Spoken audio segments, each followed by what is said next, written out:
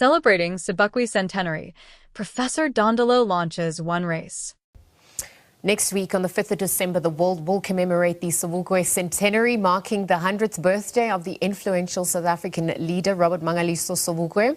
So in honor of this significant occasion, Prof. Luvuyo Dondolo will be launching his much-anticipated book. It's entitled One Race, which delves into the enduring legacy and profound impact of Sobukwe and South Africa's struggle for freedom and social justice at large. This is not just a celebration of Sobukwe's legacy, but it also is a call to action, encouraging society to engage in meaningful dialogues about race and unity. And so for more on this, Professor Dondolo now joins us to discuss further. Prof, good morning, and thank you for joining us at this hour. Thank you. Thank you. Good morning. Your latest offering, One Race. Talk to us about what would have inspired you, particularly as we age closer to that 100th centenary celebration of Mangaliso.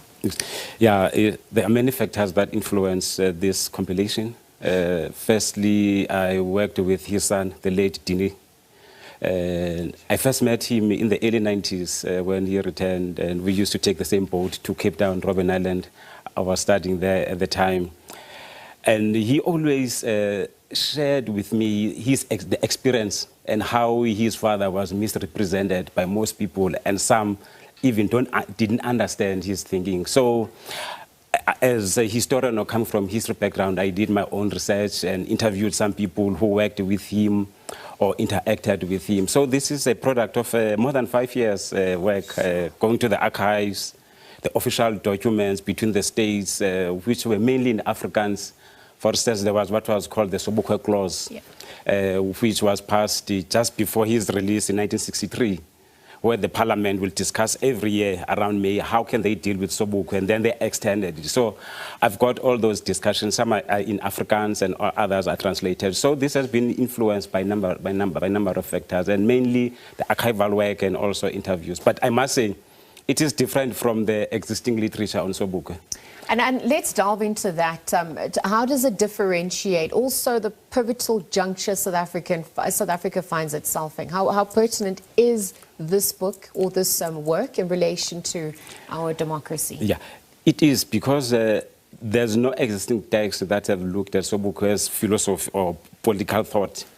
And the title One Race is influenced by his thinking, and also Peter Rabarog and many other people he worked with, because for them, they believe there's only one race, the human race, in which we all belong. So they use the ideology or the concept of one race to challenge white supremacy and coloniality and white domination. So this, the title comes from there. And it is relevant in the present, but it's completely, the concept of one race is completely different from Rainbow Nation that was promoted by Nelson Mandela and Desmond Tutu and others. So this one is more philosophical, and it's more like returning the gaze, the black oppression and the internalized racism. Hence Sobukwe promoted what we call the mental revolution, that you need to first emancipate yourself mentally so that you can be able to continue with the physical struggle. So Sobukwe was a thinker, and his ideology or thinking is not, most people are not aware about it. As I said, most of the time it's misrepresented. So it is important in this present juncture, because Sobukwe has been marginalized and continued to be isolated. Most people don't know that at the time of his death in 1978, Sobukwe was still was banished in Kimberley, under restriction. Sobukwe lost his freedom on the 21st March 1960. Yes. Until he went to the grave, he was not a free man. Yes. And we were speaking about how his voice is still, we're still searching for, an archival memory or evidence of his voice. And as his spirit, though, is expressed through works of art, through literature, through theatre as well, how relevant do you think it is for South Africa's juncture that he is into our own democracy, navigating these waters? Yeah. His voice is important. For instance, if you look at The Fees Must Fall in 2015, and the way Fees Must Fall has been presented, we don't present it in a continuous or in a form of continuity. Because Sobukwe in 1949 made a speech when he was a student at Forte, where he said Forte should be a barometer of African thought, and centered around African nationalism. as also was influenced by Antoine Lembede and others. So Sobukwe was at the forefront of decoloniality and Africanization of universities. Hence, even when he was a lecturer at WITS in African languages, he reviewed 4 books. Most people don't know that Sobukwe was a scholar. Between 54 and 60, he was a lecturer at WITS. But remember, at that time, they were called assistant lecturers because of racist policies. They cannot teach white students or cannot get a lecturership. So he was an assistant lecturer. And during that time, he reviewed 4 isiXhosa books like Buzanu Kubawa and many others. So Sobukwe's thinking is important and relevant even now, even when we grappled with the issue of land. Yes. The land ownership was central to the Africanist and also Sobukwe. Izweletu. Africa. And also, even if you look, we would trace the Africanist tradition within the ANC. When ANC was formed, it was an Africanist organization. And you look at the documents that were produced. In 43, there was what was called Africa Claims. Then in 44, the ANC Youth League. And then in 49, there was the Program of Action. Those are the Africanist documents of the ANC. But from then, it shifted towards the Congress Alliance, which paved the way to the Freedom Charter. And the land issue is clear there. So the legacy of Sobukwe is still relevant even now, and it is important for us to continue to celebrate and honor. Personal collections or experiences that came to the fore for you that stood out in your research? Well, or in compiling your work? It was an emotional journey. I can only imagine. I interacted with the family. I met Umama Sobukwe when he was still alive. And also, I witnessed how the family was affected. Because remember, Sobukwe was arrested, and Mamu Veronica Sobukwe had to continue providing for the family.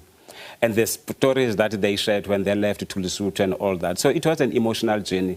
But also inspiring how that generation stood firm and challenged the status quo. And perhaps the comfort or the comfortability that most of us are comfortable in our position. Remember, Sobukwe at that time was a middle class, was belonging to the middle class. But he will take a train from Fulo, Orlando to Wits. And during lunchtime, he will interact with the gardener or the cleaner. He never interacted with people of his class because he identified himself with the ordinary people. And hence, his role or his perception is different from Vilakazi when Vilakazi was at Wits, or A.C. Jordan when he was at UCT. Sobukwe was viewed as this radical intellectual that appealed both to the educated and uneducated. So it was a journey of mixed feelings, but I'm glad that ultimately there is something that perhaps you can present as our own voice, because the existing text, of course, Benjamin has been dominant, but in recent times... And Plaiki. Yes, Plaiki wrote something, but hence I'm saying this one is different as compared to the existing, because it brings in Sobukwe's intellectualism or intellectual capital.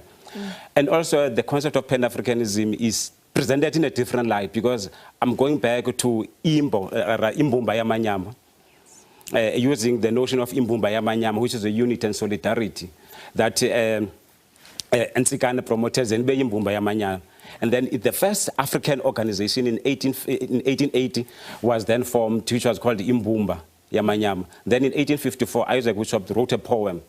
And if you look there, you will see this genealogy of Pan-Africanism. So I took that approach to locate Sobukwe. It's going to keep the conversation going through this work. Thank you for penning thoughts to paper, and thank you for joining us on the SABC at this hour and just for the 5-year work that's now culminated in this. So wishing you also all the best of luck in the promotion of your work. Professor Luvuyo Dondolo, again, joining us this morning, chatting us about one race. It zooms into the late anti-apartheid stalwart Robert Mangaliso Sobukwe's legacy.